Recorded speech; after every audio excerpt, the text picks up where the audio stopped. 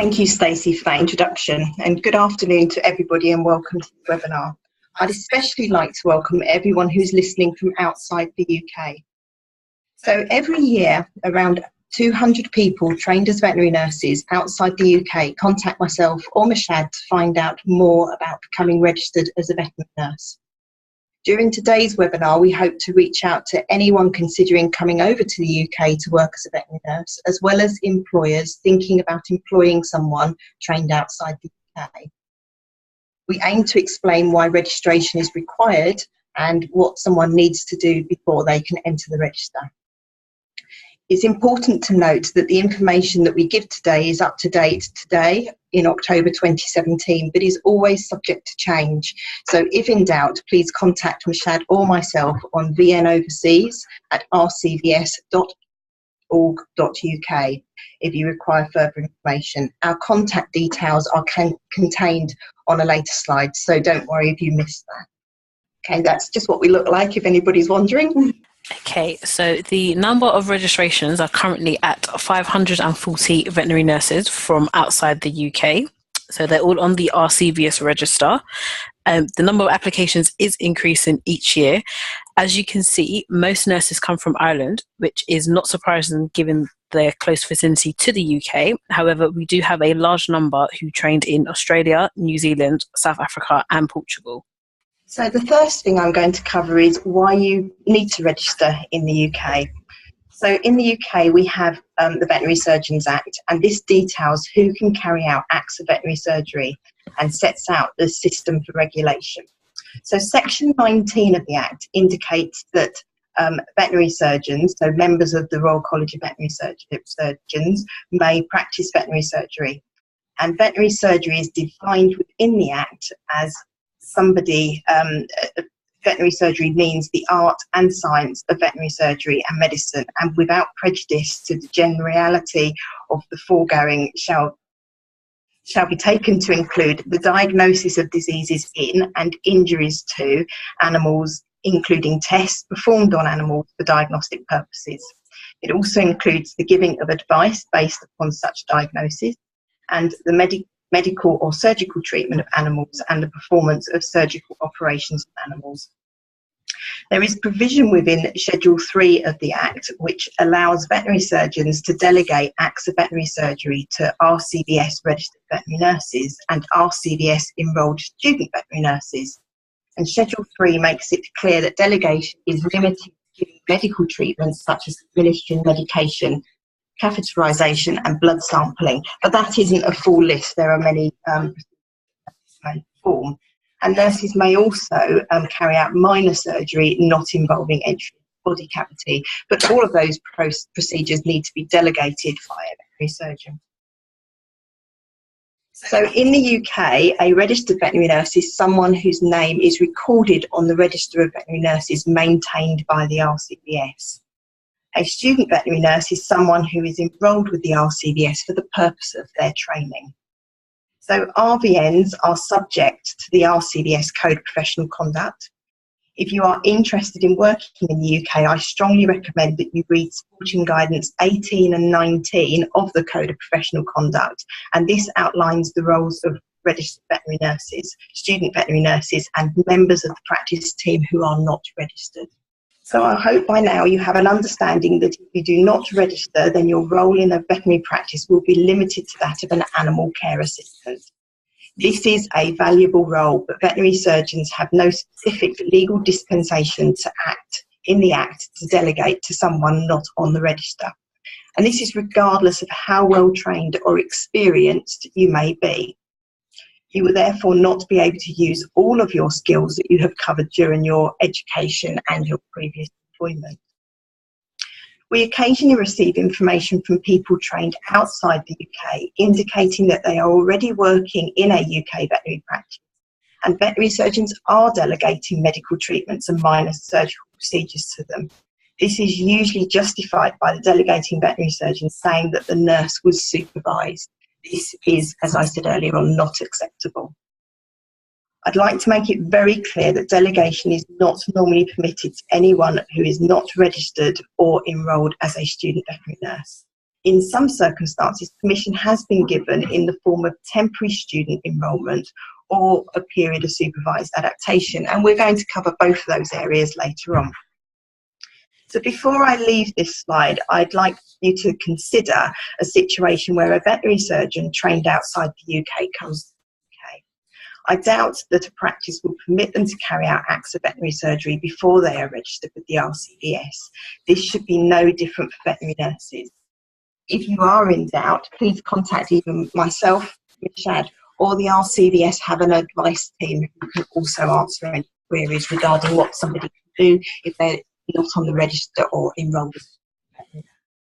Mishad's going to take you through how you actually are able to apply to go onto the register. Okay, so if you have decided to register as a veterinary nurse, I'm sure you're now wondering what you need to do next. If you or someone you know is trained as a veterinary surgeon outside the UK, you will be familiar with the RCVS procedures, where we accept veterinary surgeons as members where they trained in the EU or where there is a reciprocal agreement in place. However, the process of registering veterinary nurses trained outside the UK differs significantly. Firstly, there are no reciprocal agreements in place, and secondly, the EU legislation, which identifies which professions have a right to work as a veterinary surgeon, differs from the legislation for other professions such as veterinary nurses. This is due to the fact that the veterinary nursing profession is largely unregulated in the EU, whilst the veterinary profession is regulated throughout. The application process differs depending on where a nurse trained. There are three main categories. 1, veterinary nurses trained outside the UK. 2, veterinary nurses trained within the UK, excluding the UK. And finally, veterinary nurses trained in an Accreditation accredited school. So I'll cover these categories in the following slides. There is a fourth category where we will consider applications from nurses who hold a qualification achieved outside the UK, which has been accredited by the RCVS in the same way that qualifications delivered in the UK are accredited.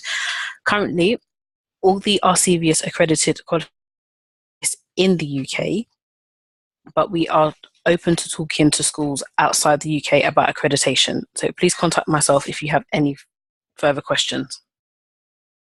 So, firstly, the trained outside the EU applicants, we have received numerous applications from nurses trained in Australia, New Zealand, South Africa, the USA, Canada, and Hong Kong. We have therefore built up information about these qualifications and how they generally address the day one skills and competencies that all UK trained nurses must meet. The Veterinary Nurses Council have agreed that applicants with certain qualifications do not need to supply us with a syllabus, and the outcome of the application is likely to result in the applicant being able to proceed to the pre-registration examination. There are no exceptions to this requirement. However, the examination tests the applicant's knowledge and skills are at a minimum level to that expected by nurses trained within the UK.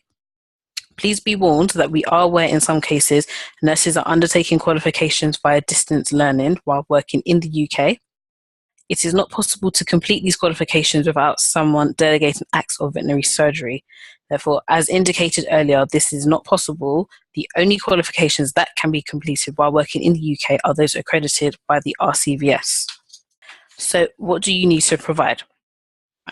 Form A gives you the opportunity to provide us details about your training and professional career to date. If you are registered in a country, you are required to obtain a letter of good standing from the registration body. We ask you to send a copy of your certificate and passport or ID card with the application. You will be required to present your original certificate and ID prior to registration. If you are coming to the UK, please remember to pack your certificate, otherwise there will be a delay with your registration.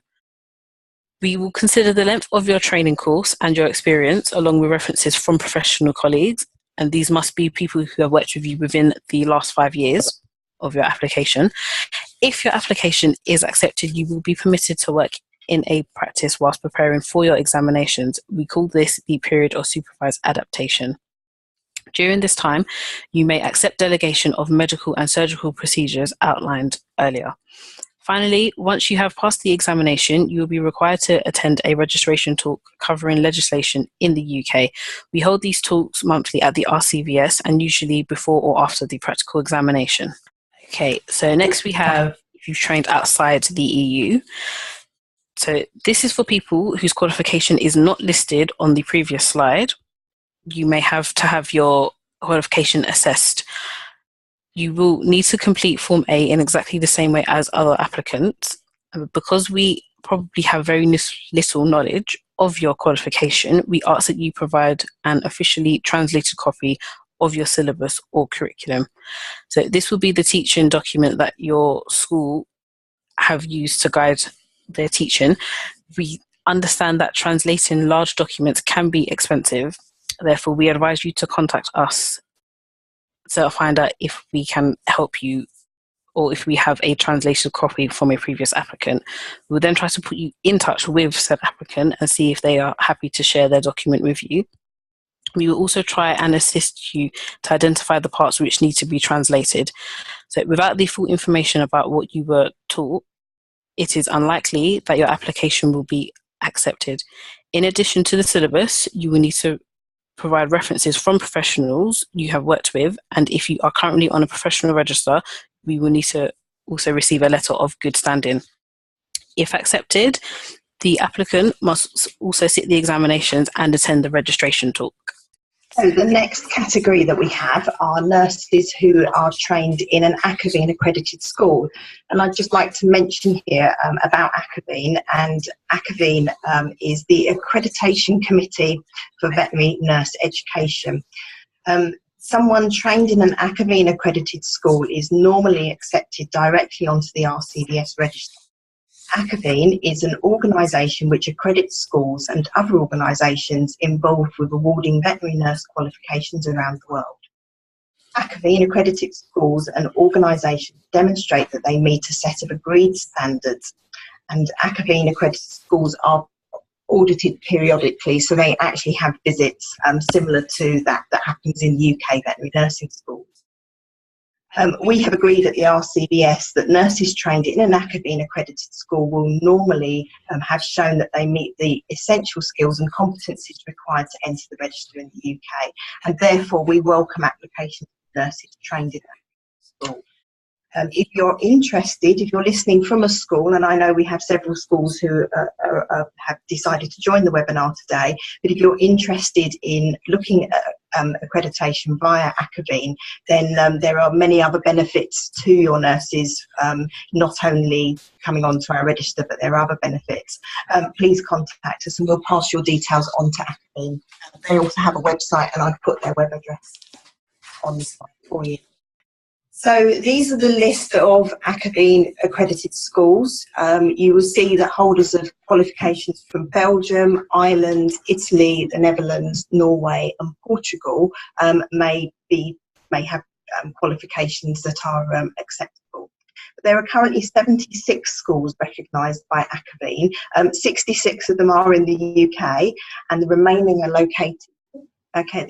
are located in Belgium, the Republic of Ireland, and Italy, the Netherlands, Norway and Portugal. Applicants who achieve their qualification at SLU in Sweden and Hansenberg in Denmark before 2012 may also be accepted onto the register. I'm aware that some employers actively recruit nurses directly from these schools because the applicants normally do not need to do anything else and therefore can easily get onto the register.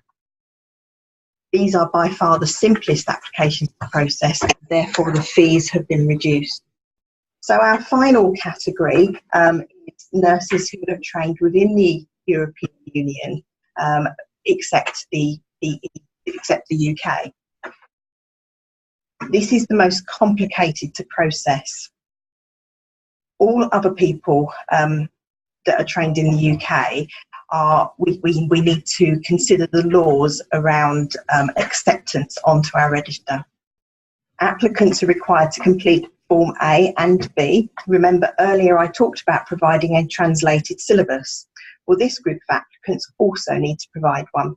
Again, we will provide guidance because we have a copy of the national syllabus for the Netherlands. which has been translated into English, which we can send potential applicants to assist with their application. It is necessary also that the qualification must be recognised by an education ministry or similar body in the country that the qualification was awarded. If the qualification is not official, then we cannot accept it. Hi both. Hello, Don. I was just struggling to hear you at that point. Are you back? Okay, can you hear me? I'll take over. Yes, I can hear you now, thanks. Okay, so for applications within the EU, it is rare that applications are not accepted. However, this happens if we feel that the qualification is a lower level than that required in the UK, and our assessor is concerned that the applicant does not have the necessary education to work safely in practice. So that is quite rare. If the assessor feels that somebody's qualification and experience is similar to that expected of a nurse trained in the UK, then it is likely that you will be able to enter the register in the same way that a nurse from Accreditation accredited school would be able to join the register. And we may be able to advise you at a very early stage in your application whether previous applicants from your school have been accepted onto the register. If, however, our assessor identifies areas in your education and experience which are lacking but still acceptable for going onto the register, they will recommend that the applicant undertakes some remedial work. The EU legislation says that the applicant should be given the option to either complete a period of adaptation with assessment or an examination. And the applicant will get the option between that period of adaptation or the examination. Most applicants are required to find employment. Most applicants required to do this find employment in a veterinary practice and complete the registration requirements within a year. A few choose to undertake the pre-registration examination, and I wouldn't be lying. There is varying success with that. I'm sorry both. We appear to have lost you again. Oh, Victoria, is that you? Yes, I'm here, yeah. Are we back again? Sorry to interrupt. Yeah, they're trying to sort out Mishad's computer. I'm here. Can you hear both of us? Yes, I can hear you now, Victoria. I'll continue. Okay. Thank you. So the pre-registration examination, currently all nurses trained outside the European Union must pass a practical examination prior to entering the register. Okay, that's regardless of which qualification they have undertaken. The practical examination is in the form of an OSCE, which stands for Objective Structured Clinical Examination. This type of examination is common in the medical and veterinary professions. During this examination, candidates are assessed against the RCVS Day 1 skills of veterinary nursing. The candidates rotate around 10 practical scenarios, all needing to be completed within 10 minutes. You can see sort of some images of some of the scenarios on the screen. The good news is that candidates are provided with a handbook containing all the possible scenarios that could come up during the exam. This helps them to study and to ensure they're at the correct standard for practice in the UK. And the pass rate is currently around 70%, but as I always say to people sitting this exam, it is possible that everybody can pass if they are up to the correct standard. Make that examination available 3 times a year. There is also plans to implement a theory examination, and it's our expectation that that will be launched during 2018 for new applicants from that day that we launch it. So if you apply now, and you're told that you need to do the OSCE, but you haven't passed that OSCE by the time we introduce that theory exam, you will not need to do that theory exam. So whatever we write on your letter that you need to do, that's what you need to do. But anybody applying after that exam has been introduced will need to complete that examination as well. The exam is likely to be in the form of a multiple choice test, and once this is available, it will be a compulsory element of registration for nurses trained out. Okay, I'm going to try and hand over to Mishad again and see if It is, I'm here, don't worry. Okay, so when can I, or you rather, start working within the UK? So by now, you should understand that unless someone is registered or a student, they cannot undertake medical treatment and manual surgical procedures. There is, however, an exception. Someone trained outside the UK may apply to undertake a period of supervised adaptation, or the PSA, and work under the same delegation and level of supervision of a student veterinary nurse. Someone trained outside the EU will normally apply to enroll for the period of supervised adaptation to allow them to work in a veterinary practice and prepare for their examinations. Someone trained within the EU who chooses to do a PSA rather than the examinations will also be able to enroll. It should be noted that someone enrolled on the PSA cannot use the title veterinary nurse or student veterinary nurse. We advise instead that they use the title of veterinary nursing assistant or veterinary nursing auxiliary instead, to ensure that the public are not misled. The period of supervised adaptation is generally not suitable for someone undertaking locum positions or on a working holiday, especially if the applicant has no intention of entering the pre-registration examinations. So sometimes to accompany the PSA, we also have something called the Nursing Progress Log, or NPL. So this is the final part of the process relating to people trained in the EU who require additional assessment. For instance, if our assessor sees that someone's training and experience is lacking and the applicant chooses not to sit the exam, then we will provide them with a tool to record their competence against the areas of the RCVS Day 1 skills which are lacking. An example of this would be someone who had very little education in theatre practice. They will be required to be assessed against this in practice or undertake an examination. Should they choose to be assessed in practice, they will be provided with the NPL log, the NPL online tool, to record their progress. As with all UK nurses, someone in practice will be required to mentor, normally the clinical coach, so they'll mentor the applicant and confirm to the RCVS that they are competent. I'm just going to now cover a little bit on English language requirements. We expect all of our nurses who enter the register to be able to communicate in English. So applicants have an opportunity to declare their ability in English language on their application form, and we treat that very much as a self-assessment. If, however, when we meet you for your registration meeting or appointment, we have a significant doubt about your language ability, we may ask for additional evidence, such as competency of passing an English language test at a level that we will define. So we've covered most of the information now, so I'd just like to recap on what it is you need to produce if you're coming from a school outside the UK. So if you are going to employ somebody or you're coming from outside the UK, then as you can see from the chart here, everybody needs to ultimately bring their original certificates and their ID to the RCVS. We ask that initially we see copies of that. We don't want originals to be delivered to us in the post, and we don't need that until such a time that somebody is being accepted to go onto the register. Everybody is required to produce references, or if somebody has been registered in a country outside the UK onto a register similar to that at the RCVS, we also require a letter of standing.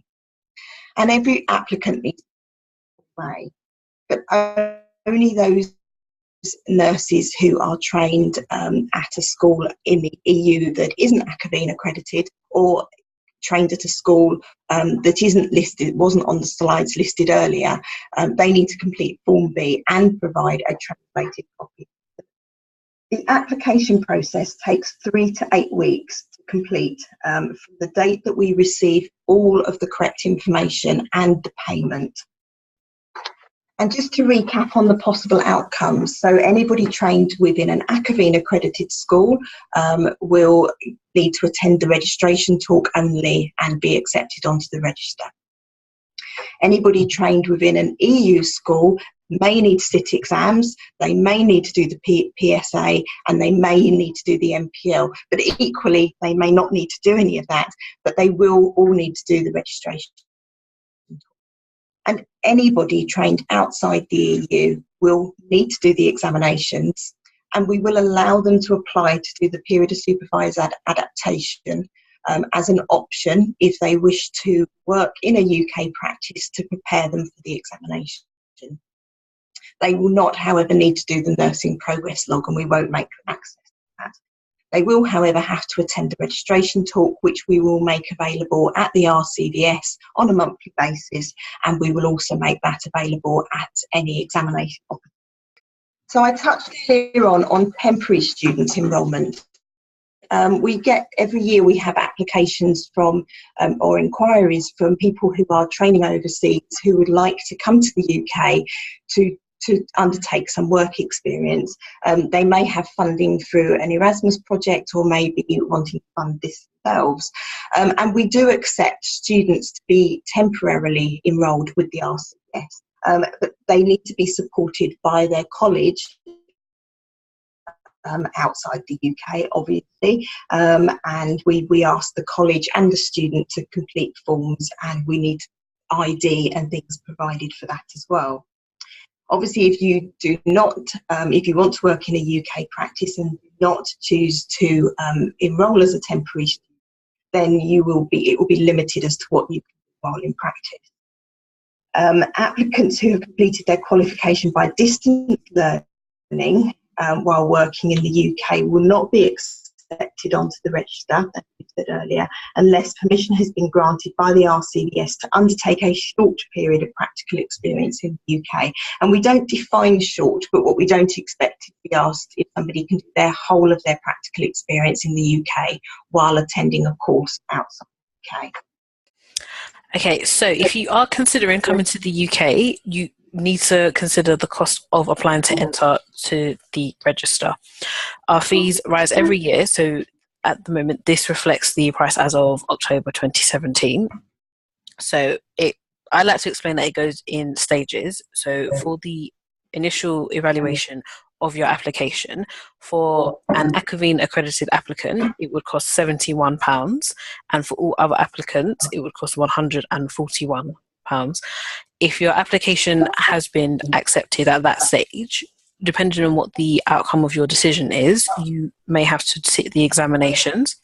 So for the OSCE examination, it will cost £361, and the multiple choice examinations will be £206, and that is each attempt.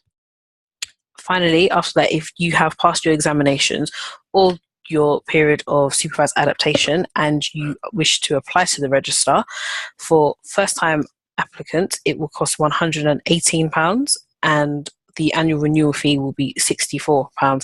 And I'd just like to point out that you need to be aware of currency exchange rates and any bank fees as well, because we do need to ensure that we have the correct amount before we can proceed with your applications. So on to the final slide. There's some sources of information. So if you are considering applying to have your qualification assessed, the information is on our website. Equally, we're more than happy to email you the necessary forms. The email address for the VN Overseas at rcvs.org.uk address is there. Alternatively, you can contact us by to speak to any potential applicants via Skype. But we can make those arrangements if you email us, especially if you are contacting us from overseas. And in some circumstances, we'll try to help with timelines. We work at various different hours during the day and evening, so we can contact you during those times. If you are more interested in looking at the legislation side of things and checking that you're meeting the right requirements over here, then there's online code of professional conduct, so you'll be able to see what it is you'll be signing up to once you go on to the register. And the email address of our advice team as well. You might be listening from the UK already and sort of thinking, wondering what you can and can't do, and our advice team will be able to provide you with all that information. And finally, something that we haven't touched on at all, but obviously those of you who are listening will be very much aware that the UK will ultimately be leaving the European Union, and we don't have any information about what's going to happen regarding nurses coming into the UK from the EU. But if you are interested in keeping abreast of that, we do have a task force, and information is put onto our website about Brexit and veterinary surgeons and veterinary nurses coming into the UK from the European Union. So I'd like to thank you for your interest in this topic, and if you have any questions, we'll be more than happy for you to contact us directly. That's great. Thank you very much to both our speakers for your webinar today, and I'm sure people watching this webinar found it very useful. I certainly learned a lot. Just before we go to questions, I'm sure that most people within the webinar vet community know that I love reading your feedback. So if you could spare 30 seconds to complete the feedback survey that should have popped up in a new browser, that would be great. And I also know from reading your feedback that depending on which device you're using to watch the webinar, the survey doesn't always pop up. So if that's the case for you, please feel free to email me using stacey@thewebinarvet.com, and I spell Stacey Stacey.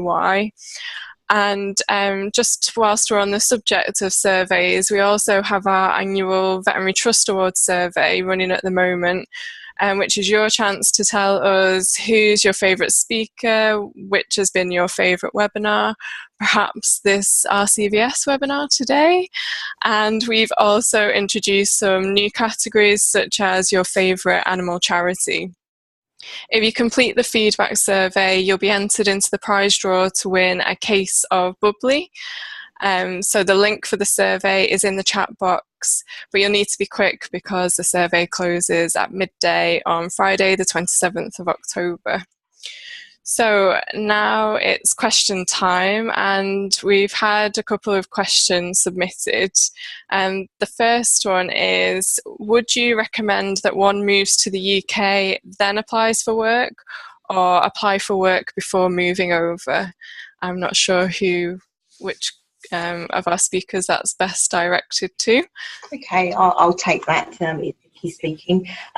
So my advice to anybody thinking about coming over would be to apply first to us, to submit Form A, Form B, your references and everything, so that you know whether that's going to be accepted before you arrive in the UK. And once you've got I always call it an offer, so we'll write back to you to say this is circumstances that you can join the register, either you're accepted or accepted with adaptation, or accepted with examination, or in some circumstances not accepted. Once you know that you've been accepted and the terms of that acceptance, you can then start applying for work. And I think it's really up to you as to whether you want to start applying for work while you're not in the UK, or whether you wait till you're actually in the UK to apply for those jobs. But the main thing is that you know that you can, because if you're travelling over from Australia, for instance, discover that once you get here and you apply that actually you don't have the right qualification, or it's not at the right level, then that's actually quite difficult remedy, and you may not then be able to get a job. So get accepted first, and then find work, and find work either by going onto websites, or looking at regular magazines that are available in the UK where people advertise jobs for. That's great. Thank you, Victoria, for that advice. And the second question that we've had submitted, which you touched on with your last slide, how will Brexit affect the registration of nurses trained outside the UK? Do you have any thoughts on that? Yeah, thank you. Yes, we touched on it on the last slide. I think if anybody's interested from the EU, then obviously the doors are still very much open, and we're very much accepting applications from nurses who are trained in the EU, and we're treating them exactly the same as we always have done.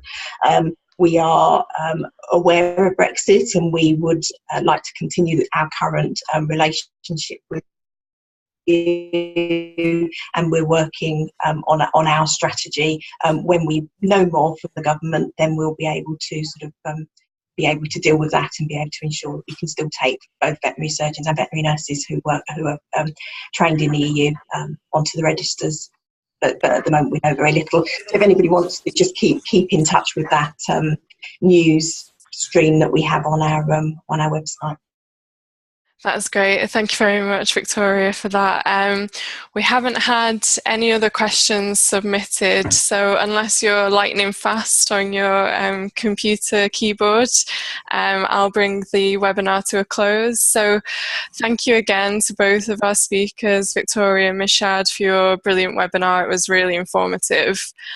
Thank you to everyone who attended the live webinar. It's always great to have your company, for providing feedback as well, and also getting your nominations in for the Veterinary Trust Awards. Thank you to the RCVS for kindly sponsoring this webinar, and last but not least, thank you to Holly for co-hosting with me on this webinar today. I hope you can join us for another webinar soon, and I hope everyone enjoys the rest of their day. Thank you. Thank you. Thanks, and bye. Bye.